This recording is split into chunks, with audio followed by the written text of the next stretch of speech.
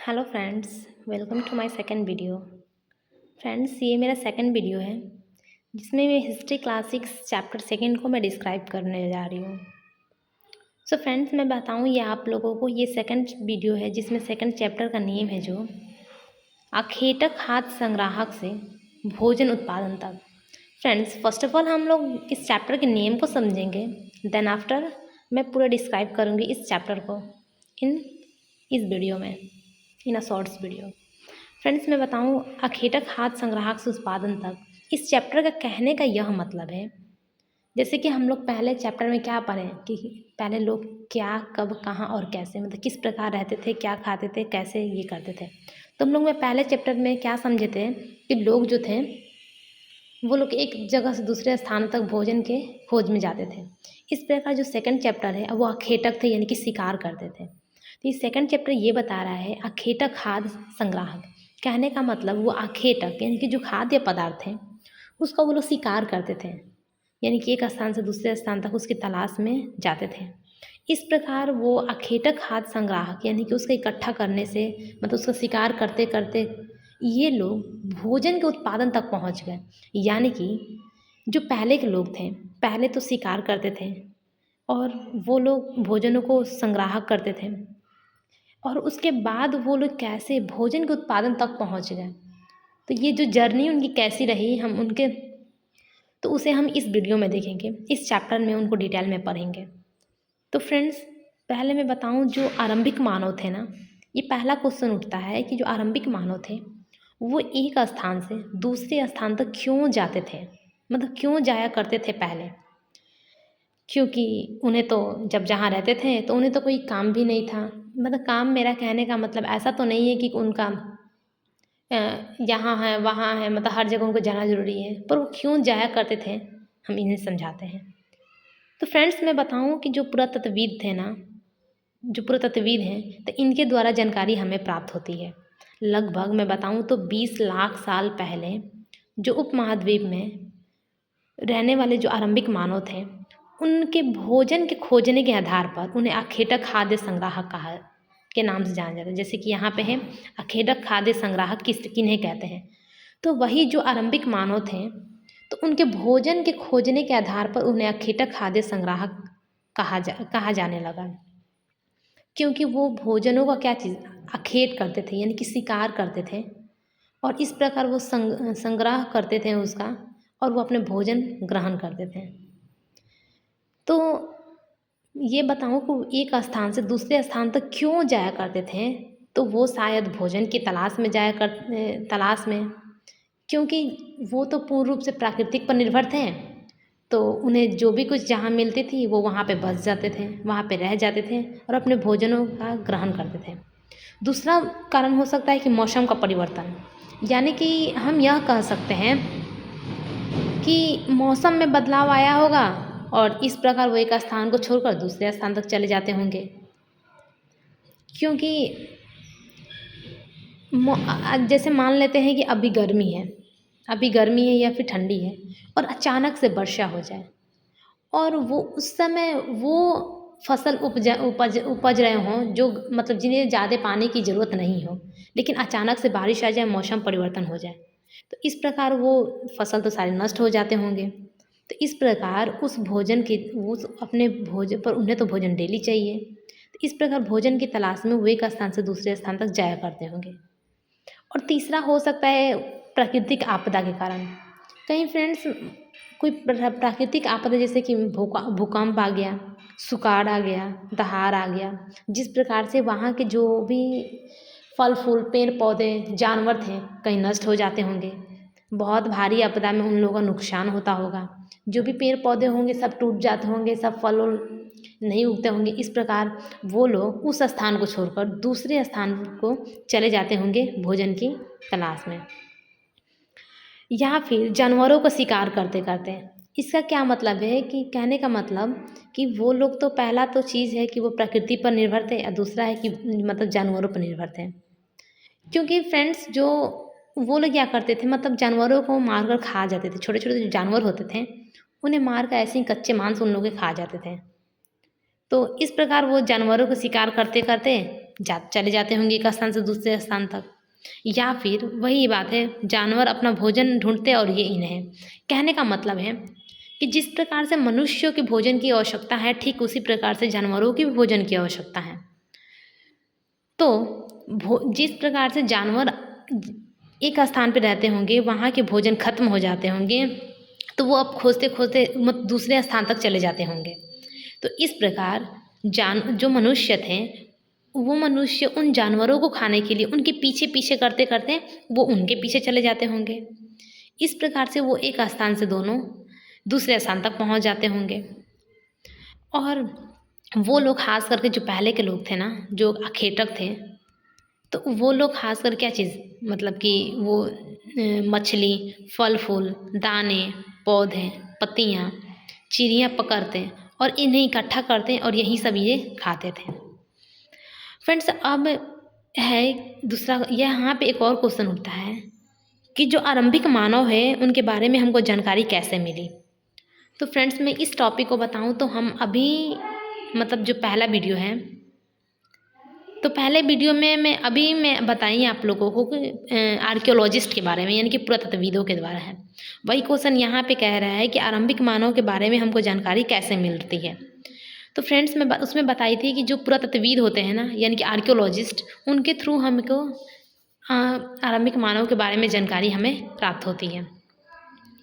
क्योंकि जो पुरातत्वविदों को कुछ वस्तुएं मिली जिसका उपयोग आरंभिक मानव या फिर आखेटक हाथ संग्रह किया करते थे, जैसे कि पत्थर, लकड़ियों और हड्डियों के औजार बने हों। कहने का मतलब जो आर्कियोलॉजिस्ट थे, जो ढूंढा करते थे, छानबीन खोजा करते थे, उन्हें आरंभिक मानव की बहुत ऐसी चीज़ें मिली जो उस समय वो लोग क्या चीज़ यूज़ करते थे, क्या करते थे, यूज़ करते थे। जैसे कि अब यहाँ जैसे कि पत्थर, लकड़ी और हड्डियों के उन्हें औजार मिले आर्कियोलॉजिस्ट को। अब वो ये सोचने लगे कि वो इसका उपयोग क्यों करते होंगे। तो फ्रेंड्स, मैं बताऊं कि वो लोग जो इन औजारों का उपयोग क्यों करते होंगे, तो शायद वो लोग फूल फलों को काटने के लिए करते होंगे, मांस को काटने के लिए, या फिर जानवरों के खाल को उतारने के लिए, या फिर पेड़ की छाले तथा भाले का इस्तेमाल करने के लिए। क्योंकि मैं बताऊं तो फ्रेंड्स, उस समय वो लोग पूर्ण रूप से प्रकृति पर निर्भर थे और जानवर पर निर्भर थे। तो कहीं उनकी ये सब चीज़ों की, ऐसे औजारों की उनकी आवश्यकता हो सकती है। अब मैं आगे चलते हैं। अब आगे मैं बात करती हूँ कि उनके रहने का निर्धारित जगह करना। कहने का मतलब जो पहले के लोग थे, तो वो पहले के लोग का कैसे मतलब कि जगहों का निर्धारण हुआ। तो फ्रेंड्स, मैं ये बताऊं कि जब से कृषि का आरंभ हुआ और पशुपालकों का आरंभ हुआ, तब से इन लोगों का रहने का जगह निर्धारित होने लगा। कैसे? कहने का मतलब जब लगभग 8,000 साल पहले जब कृषि का आरंभ हुआ, कहाँ पे, सुलेमान और किरथर की पहाड़ियों पे, जब हम लोग पहले चैप्टर में देखें, वो जो वहाँ पे जब सबसे पहले स्टार्ट हुआ, तो इस प्रकार लोग क्या करते, जब कृषि का उत्पादन करने लगे, तो वो लोग उस अपने फसल को देखभाल करना, उन्हें समय समय पर पानी देना, समय पर सिंचाई करना, उन्हें काटना, बोना, फिर उन्हें अलग करना, फिर उन्हें रखना। तो इस प्रकार से ये सब चीज़ कामों में लग गए। और लगने के बाद कहने का मतलब कि वो अपनी हर एक चीज़ को मतलब देखभाल करने लगे। तो इस प्रकार उनके रहने का जगह क्या चीज़ निर्धारित होने लगा। अब वो पहले के लोग जो थे ज़्यादातर गुफाओं में रहते थे, क्योंकि उस समय तो घरें नहीं बनती थी, कि उन लोगों के पास पता ही नहीं था कि बनाए कैसे फिर रहे, तो उन लोग को जो मिलता था वो वहीं पे रह जाते थे। इस प्रकार जब से हम कह सकते हैं, जब से कृषि का आरंभ हुआ, तब से लगभग इन लोगों के रहने का जगह क्या चीज़ निर्धारित होने लगा। इस प्रकार वो कहीं जाते कुछ चलाने, फिर वापसी वो जहाँ पे रहते थे वहीं पे आ जाते, क्योंकि फिर उन्हें फसल का भी तो देखना था। और उसी समय से वो लोग पशुओं का भी पालन करना शुरू कर दिए। कहने का मतलब जब से कृषि का आरंभ हुआ, तब से ही पशुपालन होने लगा। अब वो लोग पशुपालन और कृषि पालन करने के लिए, ये सब करने के लिए उन लोगों इस प्रकार धीरे धीरे क्या चीज़, जगहों का निर्धारित हो गया। तो इस प्रकार में हम लोग अभी देखें कि कुछ समय वो लोग पहले क्या चीज़, मतलब अपने भोजन की तलाश में वो लोग अखेट थे, यानी कि शिकार करते थे, शिकारी थे। और यही धीरे धीरे धीरे धीरे बढ़ते बढ़ते वो लोग कहाँ, भोजन के उत्पादन तक पहुँच गए। तो हमारा चैप्टर भी यही कहता है कि जो है अखेटा खाद्य संग्राहक से क्या चीज़ भोजन उत्पादन तक। तो हम यह धीरे धीरे देखें कैसे यह इस प्रकार मतलब कि कृषि उत्पादन किए, फिर पशुओं का पालन शुरू कर दिए। इस प्रकार यह क्या चीज़ इनके रहने का जगह निर्धारित होने लग गया। इस प्रकार बताऊँ तो ऐसे बहुत से पुरास्थल है जहाँ से हमें इन लोगों के रहने का साक्ष्य मिला है। जैसे कि हो गया कि मोहनजोदड़ो हो गया, ब्रह्मगिरी हो गया, मेहरगढ़ हो गया, कुलियाना हो गया, लोथल, मुंशी, कालीबंगा, बागोर, हल्लूर, भीमबेटका, ये सब पुरास्थल है ना। इन जगहों को हम पुरास्थल कहते हैं। हम पुरास्थल क्यों कहते हैं? हम पुरास्थल इसलिए कहते हैं क्योंकि ये पहले के स्थान है जहाँ पे पहले के लोग जो रहते थे उनके हमें बहुत से साक्ष्य मिले, बहुत से एविडेंस मिले हैं। इसलिए हम इन जगहों को पुरास्थल कहते हैं। क्या कहते हैं? पुरास्थल कहते हैं। इन जगहों के बारे में हम कुछ देख लेते हैं। जैसे कि मैं बात करूँ कि भीमबेटका की, तो भीमबेटका यह एक पुरास्थल है जो अभी के समय में यानी कि वर्तमान में यह मध्य प्रदेश में है। और यह लगभग ये जो भीमबेटका है ना, तो भीमबेटका में लगभग 30,000 से भी अधिक हमें उसमें चित्रकलाएँ मिली हैं। मतलब पहले के लोग जो थे, यह हम कह सकते हैं पहले के लोग जो थे वो चित्रकला से भी परिचित थे, उनके उनमें बहुत सी कला आती थी। यहाँ पर गुफाओं व कंदराएँ भी मिली हैं। ये गुफाएँ जो है नर्मदा नदी के किनारे हैं। और शैल चित्रकला मिला है, जंगली जानवरों का सजीव चित्रण मिला है। कहने का मतलब फ्रेंड्स, जो ये भीमबेटका है ये पूरा स्थल है जो अभी वर्तमान में मध्य प्रदेश में है और वो नर्मदा नदी के किनारे है। कहाँ है यह जो है? तो यह जो है तो नर्मदा नदी के किनारे है। और भीमबेटका में बहुत सी गुफाएं मिली हैं और उन गुफाओं के अंदर बहुत से चित्रकलाएं मिली हैं। कभी जंगली जानवरों के सजीव चित्र मिला है, तो कभी बहुत सी मतलब अलग अलग प्रकार की क्या चीज़ हमें चित्र मिली है। कहाँ? भीमबेटका में। इसलिए भीमबेटका एक ऐसी जगह को इस प्रकार इन जगहों को हम पुरास्थल कहते हैं। भीमबेटका मध्य प्रदेश में। जैसे कि हम शैल चित्र की बात करें तो इस प्रकार के शैल चित्र वहाँ पे बने होते हैं। जैसे कि हम ये चित्र देखें, ये जो दिख रहा है चित्र जो हमें है, तो ये साक्ष्य जो है तो ये हमें भीमबेटका में ही मिला है। कहाँ मिला है? भीमबेटका में ही मिला है। और यह दक्षिण उत्तर प्रदेश में भी मिला है। इस प्रकार के शैल चित्र जो हैं तो अंदर गुफाओं में बने हुए मिले हुए हैं। तो फ्रेंड्स मैं बता रही थी भीमबेटका। तो भीमबेटका है एक पुरास्थल है। और वैसे ही जैसे कि मेहरगढ़ है। मेहरगढ़ जो है तो अभी के यह जो मेहरगढ़ है, मेहरगढ़ ये एक पुरास्थल है। क्या है? एक पुरास्थल है जो अभी वर्तमान समय की बात करूँ तो ये वर्तमान समय में ना अभी पाकिस्तान में है। यह जो मेहरगढ़ है ये पाकिस्तान में है। पाकिस्तान का एक ऐसा हरा भरा स्थान है, हरा भरा एक मैदान है, एक समतल स्थान है ये मेहरगढ़ जो पाकिस्तान का है। और यहीं पर ऐसा माना जाता है कि यहीं पर मतलब कि यहीं जो है सुलेमान तीर्थर की पहाड़ियाँ हैं जहाँ पे सबसे पहले कृषि का आरंभ हुआ था। यह जो मेहरगढ़ है एक पुरास्थल है जो कि पाकिस्तान के बलूचिस्तान प्रांत में स्थित है। कौन? मेहरगढ़। मेहरगढ़ में बहुत से ऐसे साक्ष्य मिले हैं पहले आरंभिक लोगों के बारे में। जैसे कि वहाँ पे मिले हैं क्या चीज़? मेहरगढ़ में चौकोर और तथा आयताकार घरों के अवशेष मिले हैं। जो मेहरगढ़ है ना जो भी पाकिस्तान में है, वहाँ पे मतलब चौकोर और आयताकार का प्रकार के घर के अवशेष मिले हैं इस मेहरगढ़ को, इसलिए इसे पुरास्थल कहते हैं, यानी कि पुराना स्थान। मेहरगढ़ में मतलब पहले के लोगों का मानना था कि मृत्यु के बाद भी जीवन होता है। इसलिए जब कोई आदमी मृत्यु होता था तो उन मृतकों के कब्र में वो लोग कुछ सामानें रखते थे। वो लोग ऐसा मानकर, क्योंकि मतलब ऐसा मानते थे कि वो मतलब मरने के बाद भी जीवन है। तो यहाँ पे कब्रों में मृतकों के साथ कुछ अन्य सामान के साक्ष्य भी मिले हैं। और यहाँ पे सबसे पहले गेहूँ जैसे जौ और पशुपालन में भेड़ी बकरी पालते थे। यानी कि मेहरगढ़ जो है पाकिस्तान में है, तो वहाँ पे मतलब सबसे पहले ऐसा माना जाता है यहीं से सबसे पहले गेहूँ और जौ उपजाया गया था। और पहले के लोग पशुपालन भी करते थे और पशुओं में पहले मतलब भेड़ बकरी कुत्ते ये सब वो लोग क्या चीज़ पालते थे। बात करें मेहरगढ़ जो है तो पाकिस्तान के बलूचिस्तान प्रांत में है। और जो मेहरगढ़ है वो बोलन नदी के किनारे है। किस नदी के किनारे है? बोलन नदी का है।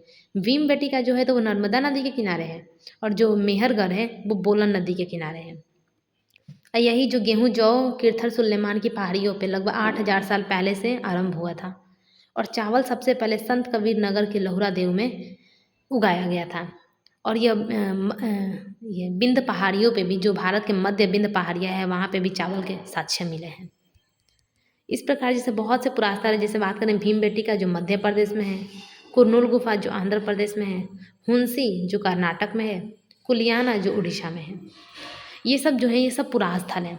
अब मैं बात करती हूँ यहाँ तक कि वो लोग पहले के लोग थे, जब आखेटक से वो उत्पादक तक पहुँच गए, उसके बाद ऐसा माना जाता है कि जो पहले के लोग थे वो लोग आग से भी परिचित थे। यानी कि उस समय वो लोग आग का इस्तेमाल कर रहे थे, उससे वो जानते थे। ऐसा क्यों? क्योंकि जब आर्कियोलॉजिस्ट ने जब अपने छानबीन कर रही थी, खोज कर रही थी, तो उस समय उन्हें बहुत साक्ष्य मिले जिनके अनुसार ऐसा हम कह सकते हैं कि वो लोग आग से भी परिचित थे।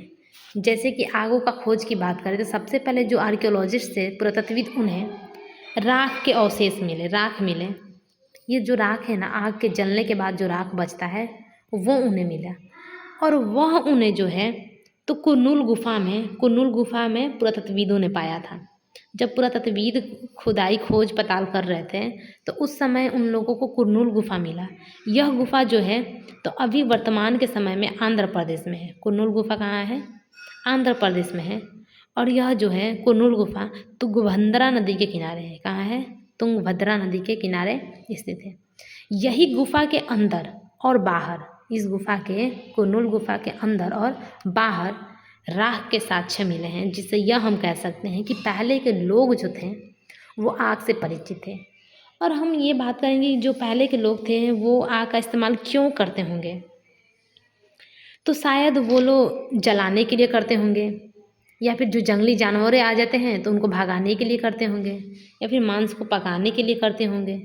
इस प्रकार मतलब वो आग से परिचित थे और उसका वो इस्तेमाल कर रहे थे। ऐसे बहुत से पुरास्थल है जहाँ पे इनके रहने का साक्ष्य, बहुत सी इमारतें, बहुत सी पत्थर, हर चीज़ मिले हैं। मेहरगढ़ हो गया, हड़प्पा हो गया, कालीबंगा हो गया, धौलावीरा हो गया, लोथल हो गया, ये जो हैं ये सब प्रारंभिक नगर हैं। और ये सभी प्रारंभिक नगर को हम अगले चैप्टर यानी कि थर्ड चैप्टर में हम इसको डिटेल में पढ़ेंगे। आरंभिक नगर उस चैप्टर का नाम है जिसमें। और मैं बात करूं आरंभिक काल, यानी कि पहले के जो काल को हम लोग क्या कहते थे? आरंभिक काल। यानी कि वो समय क्या था? आरंभिक काल का समय था। तो उस आरंभिक काल जो था ना, आरंभिक काल का जो समय था उसे हम 3 भागों में बांट दिए गए। जो पुरातत्वविद जो हैं उन्हें 3 भागों में बांट दिए गए।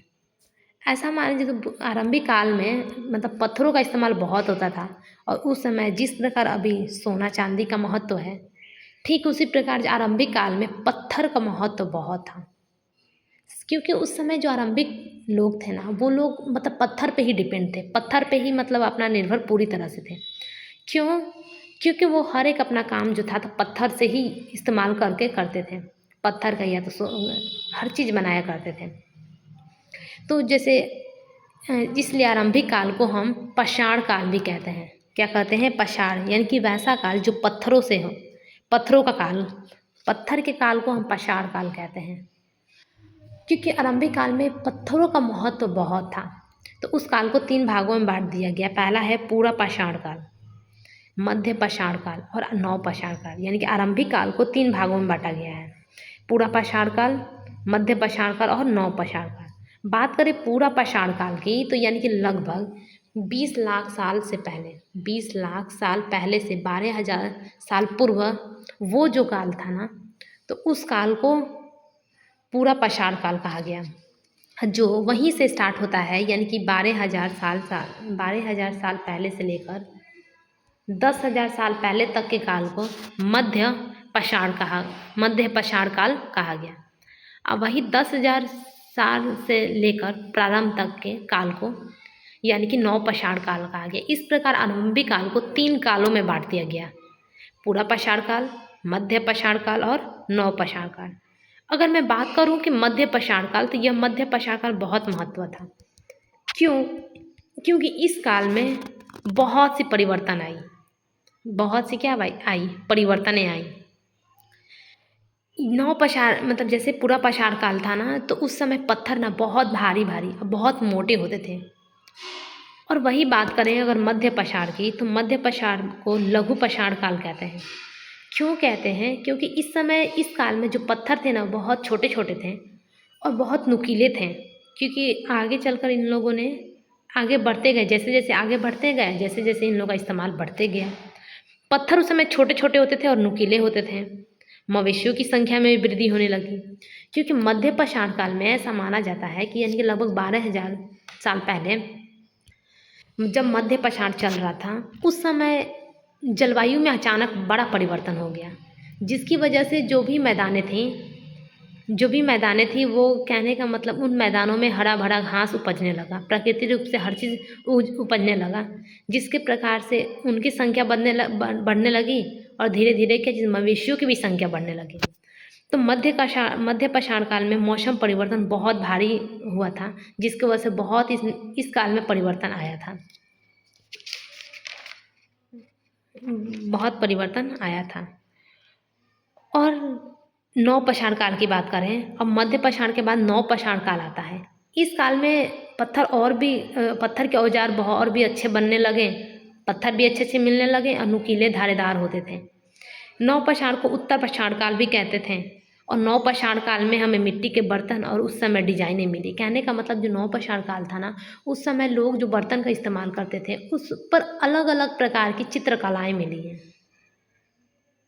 अब हम बात जैसे कि हमें बात करी मध्य पाषाण काल में जो बहुत बड़ा जलवायु मतलब परिवर्तन हुआ था, तो यहाँ पर बदला जलवायु का अब यानी कि लगभग 12,000, यही 12,000 साल पूर्व जब मध्य पाषाण काल चल रहा था। इसमें कई क्षेत्रों में घास के मैदान आए, हिरन, भेड़, बारहसिंगा, बकरी और गाय पशुपालन की शुरुआत हुई। इन मवेशियों की संख्या में भी वृद्धि हो गई। खेती और पशुपालन की शुरुआत वही इसी दौरान उपमहाद्वीप में विभिन्न इलाकों में प्राकृतिक रूप से होने लगी। गेहूं, जौ और धान जैसी अनाजें उगने लगी। महिलाओं, पुरुषों और बच्चे बटोरने लगे। इस प्रकार कृषक बन गए और पशुपालन भी बन गए। कहने का मतलब जब प्राकृतिक रूप से होने लगा तो वो लोग सोचने लगे कि अरे यह किस प्रकार, मतलब उससे पहले इकट्ठा करने लगे, कुछ इस्तेमाल खाने में डेली लाइफ में करने लगे और यह सोचने लगे कि यह किस प्रकार से मतलब उपजता होगा। इस प्रकार उपयोग करते करते मतलब कैसे कृषक बन गए, यानी कि कृषि का उत्पादन करने लगे। अनाजों का उपयोग वो लोग कुछ बीज के रूप में करने लगे, खाद के रूप में कुछ करने लगे, उपहार के रूप में करने लगे और भंडार के रूप में भी वो लोग करने लगे, यानी कि कुछ उसको इकट्ठा मतलब भंडार। इस प्रकार से जो हड़प्पा है ना, हड़प्पा हो गया, मोहनजोदड़ो हो गया, लोथल हो गया, इसमें हमको भंडार गृह भी मिला है। यानी कि उस समय जो कृषि कार्य करते थे तो उस समय जो उत्पादक थे ना वो बहुत भारी मात्रा में होता होगा, जिसे उन्हें रखने की आवश्यकता होती होगी। तो इस प्रकार से बहुत बड़े बड़े भंडार गृह भी मिले हैं। और कृषि को पशुपालन के साक्ष्य जो है तो अधिकांश कश्मीर और पूर्वी क्षेत्र भाग से मिलता है। इस प्रकार जब से वो लोग कृषि का आरंभ किए तो वो लोग अस्थायी जीवन की ओर पहुंचने लगे। जैसे पुरातत्वविदों को पुरास्थल पर झोपड़ियाँ तथा घरों के निशान मिले हैं, जैसे कि बुर्जों के लोग गड्ढे में नीचे घर बनाते कराते थे, जिसे गर्तवास कहते हैं। कहने का मतलब जब ये लोग कृषि प्रारंभ किए, पशुपालन आरंभ किए, तो उस प्रकार से ये लोग क्या चीज़, उसके पहले तो इन लोगों का कोई स्थायी निवास नहीं था, स्थान नहीं था। लेकिन जब से ये लोग कृषि का आरंभ किए, इन लोग का एक अस्थायी निवास भी बन गया, स्थान भी बन गया। और ऐसे साक्ष्य हमको कश्मीर में जो बुर्ज होम है, कश्मीर में बुर्ज होम है, वहाँ पे मिले हैं। वहाँ पे हमको क्या मिला है? हमको ये मिला है कि उस समय लोग जो थे तो ज़मीन के गड्ढे खोद कर वहाँ पे रहते थे और उस स्थान को हम लोग गर्तवास कहते हैं। क्या कहते हैं? गर्तवास। इसके साक्ष्य हमको उस गुफा के अंदर, बाहर और आग जलाने के भी साक्ष्य मिले हैं। नवपाषाण काल में ओखली का भी उपयोग होता था। कहने का मतलब जो अभी के समय में हम लोग ओखली का यूज़ करते हैं, ये पहले के ही है, क्योंकि हमको ऐसा साक्ष्य नवपाषाण काल में हमको मिला है।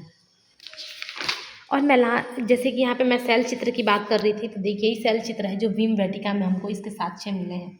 और ऐसी ऐसी गुफाओं के अंदर बहुत सी कला की गई है। अब पुरास्थल उसे कहते हैं जो उस स्थान को कहते हैं जहाँ पे पत्थर, इमारतें और औजारों के अवशेष मिलते होंगे। अब मैं कुछ बात कर लूँ नाम और तिथियों की। जैसे पुरातत्वविदों ने आरंभिक काल को पूरा पाषाण काल कहा पूरा पाषाण काल जो है तो ये औजारों के महत्व को बताता है कि उस समय जो था तो औजार कितना महत्व था पत्थरों का, जो 20 लाख साल पहले से 12,000 तक का समय होता है। अब भी हम लोग समझें, वही समझे मध्य पाषाण काल में औजार बहुत छोटे छोटे थे, जिस काल में हमें पर्यावरणीय बदलाव मिले जिससे उसे मेसोलिथ यानी कि मध्य पाषाण युग कहते हैं। मध्य पाषाण युग को मेसोलिथ भी कहते हैं और इसे माइक्रोलिथ यानी कि लघु पाषाण भी कहते हैं। फ्रेंड्स, इस प्रकार अगर हम बात करें कि जो ये जो पुरास्थल हैं तो कौन कहाँ है, अभी हम लोग समझें कैसे क्या है। अब मैं बात करती हूँ यहाँ पे पुरास्थल की, जैसे हम इसे मैप के थ्रू भी समझ लेते हैं। तो मैं बात करूँ कि ये बुर्ज होम में हमको गर्तवास मिला है। जो लोग ज़मीन के अंदर गड्ढे खोद कर रहते थे, ये जो है कश्मीर में है। मेहरगढ़ जो है एक हरा भरा समतल स्थान है जो कि पाकिस्तान में है, जहाँ पे कृषि का आरंभ गेहूँ और जौ जैसी फसलों का उपजाऊ हुआ था। और मेहरगढ़ में हमें चौकोर और आयताकार प्रकार के घरों के अवशेष मिले हैं। यही सुलेमान और किरथर की पहाड़ियाँ हैं जहाँ सबसे पहले कृषि का आरंभ लगभग 8,000 साल पहले हुआ था। बात करूँगी भीमबेटका की, तो भीमबेटका एक ऐसा पुरास्थल है जहाँ पे 30,000 से भी अधिक हमको चित्रकला मिली हैं। और भीमबेटका में हमें गुफाएं और कंदराएं भी मिली हैं, जहाँ पे लोग मतलब कि उस गुफा के अंदर रहते थे और अलग अलग प्रकार की चित्रकला करते थे। और मैं बात करूँगी कुरनूल गुफा, यह वही है जहाँ पे हमें आग का साक्ष्य होने का सबसे पहला सबूत हमको यहीं से मिला था, जो आर्कियोलॉजिस्ट ने हमें दिए थे। यह कुरनूल गुफा जो है तो यह जो है तो तुंगभद्रा नदी के किनारे है। ये भीमबेटका जो है तो नर्मदा नदी के किनारे है। मेहरगढ़ जो है तो यह जो है बोलन नदी के किनारे है। वैसे ही जो है कोल्डियावा, मेहरगढ़, चिराद, दाउजिलिहिंडा, हल्लोर, ये सब जो हैं तो ये 9 पाषाणविक पुरास्थल है। यानी कि ये जो जितने भी स्थान दिख रहे सब 9 पाषाण काल का मतलब पुरास्थल है। आरंभिक काल की बात करेंगे, आधुनिक गांव जो है तो जैसे मुंबई हो गया, कोलकाता था जो पहले का गांव था। आरंभिक गांव और यह आरंभिक शहर था, यह आरंभिक शहर है। आरंभिक गांव जो है ये इनाम गांव है। इनाम गांव जो है आधुनिक गांव है और मुंबई या कोलकाता आधुनिक शहर है। ये सब है पुरास्थल जिन्हें मैं मैप के थ्रू देख लेते हैं कौन कहाँ है और किस नदी के किनारे हैं। तो इस प्रकार से फ्रेंड्स हमारा सेकंड चैप्टर भी कंप्लीट होता है। ये हमारा सेकंड चैप्टर है और इस प्रकार हम सेकंड चैप्टर में पढ़ें ये कि जो आखेटक खाद्य संग्राहक से वो भोजन उत्पादन तक कैसे पहुँचे। तो हम एक एक कर देख के पहले वो लोग शिकार करते थे भोजन का, इस प्रकार वो लोग कृषि का आरंभ किए जिससे उन लोग के जीवन का अस्थायी निवास बनने लगा। इस प्रकार वो कैसे कृषि के उत्पादन तक पहुँच गए। ये हमारा सेकंड चैप्टर था जिसमें बहुत शैल चित्र भी मिले हैं जो भीमबेटका में साक्ष्य मिले हैं। इस प्रकार हमारा सेकंड चैप्टर कंप्लीट होता है। So friends, thanks for watching. Next chapter अगले वीडियो में।